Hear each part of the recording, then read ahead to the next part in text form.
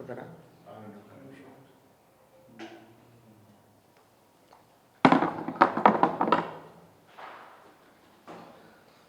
రైటా? ఓకేనా?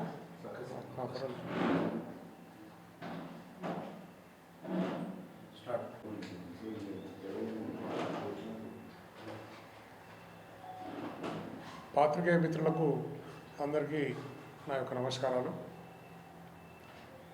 నిన్న 3వ తారీఖు మున్సిపల్ నామినేషన్ల ఘట్టం, విత్డ్రాల్ ఘట్టం కూడా పూర్తి అయిపోయింది. జిల్లా అంతా కూడా 5 మున్సిపాలిటీస్లో బీఆర్ఎస్ పార్టీ తరఫున అభ్యర్థులను పెట్టడం, బీఫామ్లు కూడా సబ్మిట్ చేసి జరిగింది. ఒక్కటి జగిత్యాలు ఒకటి ఏంటంటే, ఒక మిత్రుడు బీఆర్ఎస్ అనుకుని ఇయ్యక ఇండిపెండెంట్ ఫామ్ నేను పెట్టుకున్నాడు, ఇండిపెండెంట్ ఫామ్ ఇచ్చినట్టున్నాడు. పోతే 50లో 49 బీఆర్ఎస్ పార్టీన 49 పోటీ చేసినాం, బీఫామ్స్ కూడా ఇచ్చడం జరిగింది.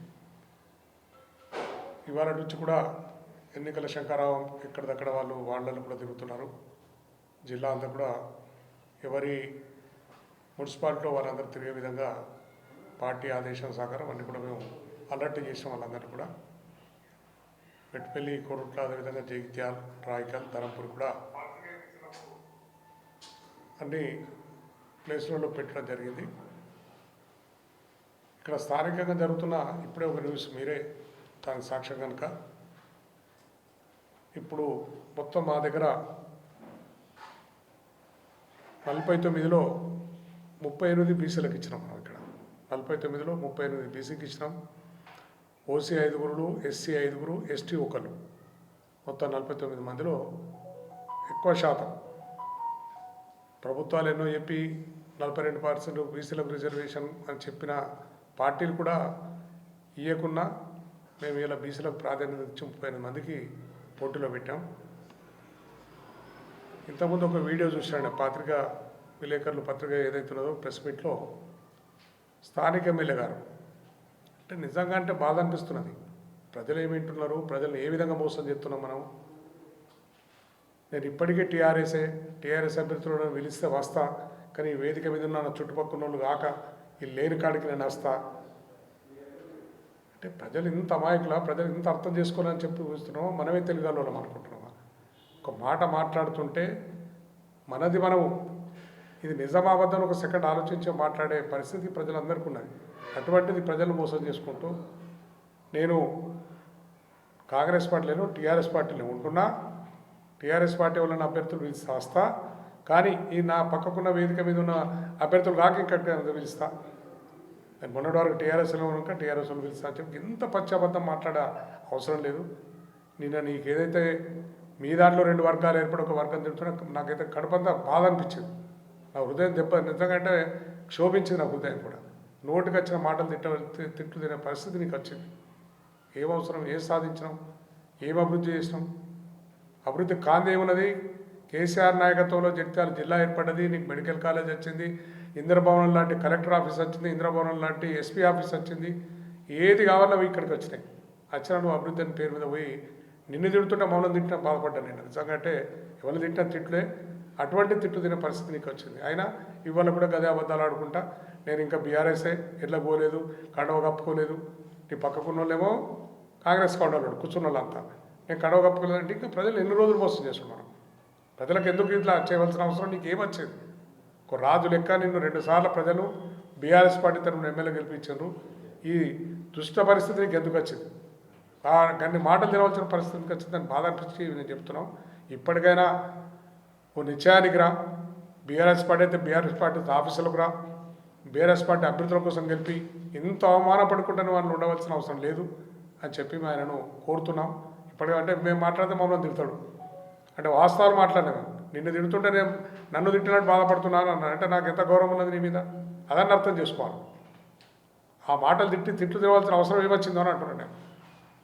నువ్వు ఎమ్మెల్యే కాకముందు పోయినవా అని ఎమ్మెల్యే అయినావు, నువ్వు ఓ పార్టీ తరఫున ఎమ్మెల్యే అయిపోయి బీఆర్ఎస్ పార్టీ తరఫున పోయిన వాళ్ళ కలిసి ఇలా మాటలు తిట్లే పరిస్థితి వచ్చింది. ఆ పరిస్థితి వచ్చినందుకు బాధపడుతున్నాం. ఇప్పటికైనా అటువంటి అబద్ధాలు మాటలు మాట్లాడి చేయి. బీఆర్ఎస్ అన్నప్పుడు బీఆర్ఎస్ అభ్యర్థులను పెట్టాం మేము, వాళ్ళకి సహాయం చేయి, నువ్వు గెలిపించి ప్రచారం చేస్తుంటే మేమే చెప్తాం. మా నాయకుడు గెలిపించడానికి కూడా మేము చెప్తాం కనుక ఆ విధంగా చేయాలని చెప్పి మేము ప్రజలు కోరుతున్న ఒకటే, ఇయ్యాలంటే మీరు ప్రెస్ మీట్ చూసిన తర్వాత కూడా మీ ఆలోచన ఏదున్నదో మీరు దీంతో మీరు రుజువు కావాలి.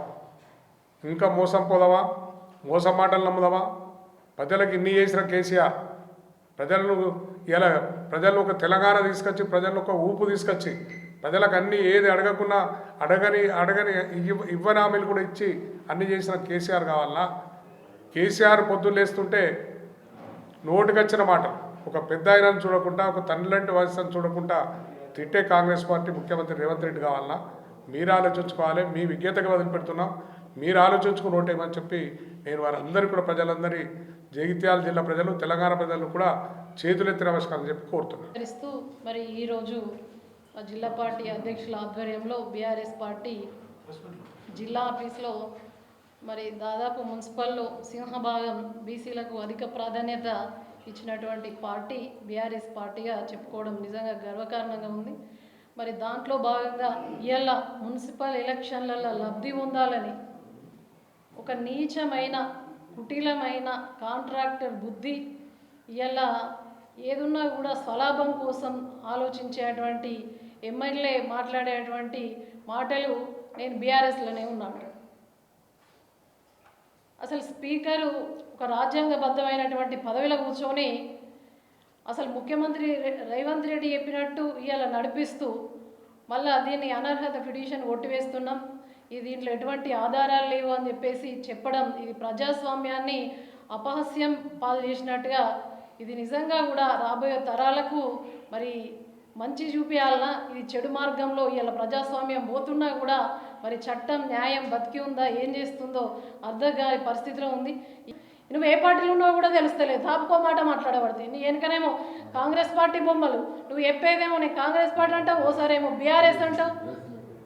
ఇలా పరిస్థితి ఎంత అధ్వానంగా ఎంత నీచమైన స్థితికి వచ్చింది అని అంటే మేము గెలిపించిన ఎమ్మెల్యేను ఎవరు పడితే వాళ్ళు తూని బతుకు చేయడం అనే పరిస్థితికి తీసుకొచ్చుకున్నారంటే నువ్వు ఒక ఎమ్మెల్యేగా ఏదో బతుక అనే విధంగా మాట్లాడుతూ ఉన్నారు అందరూ కూడా. మొన్న బీజేపీలో వచ్చి వాళ్ళు మాట్లాడారు, వీళ్ళు మాట్లాడితే మేము గెలిపించినాం కండు వేసుకొని ఇలా జైత్యాల పట్టణ ప్రజలు, జైత్యాల రూరల్, జైత్యాల కాన్స్టిట్యున్సీ మరి కష్టపడితే గెలిచిన ఒక బీఆర్ఎస్ ఎమ్మెల్యే అని చెప్పుకోవడానికి కూడా మాకు చాలా చిగ్గుచేటుగా అనిపిస్తుంది. నువ్వు నిజంగా ఇప్పటికైనా కూడా బీఆర్ఎస్ ఎమ్మెల్యే అంటున్నావు కదా, మరొకసారి చెప్తున్నా రా, జిల్లా అధ్యక్షులు గారు ఉంటారు, తెలంగాణ భవన్లో ప్రెస్ మీట్ పెట్టు, రేపటి నుంచి ప్రచార చేద్దాం, చలో నేను వస్తా, జిల్లా అధ్యక్షులు వస్తారు, మా ఎమ్మెల్సీ గారు ఉంటారు, అందరం కలిసి ప్రచారం చేద్దాం, మన అభ్యర్థులు ఉన్నారని చెప్పేసి సవాల్ విసురుస్తూ ఉన్నాం. ఇలా ప్రజలను కూడా మభ్యపెడతా ఉన్నాడు. అభివృద్ధి మంత్రం ఎక్కడనే అభివృద్ధి.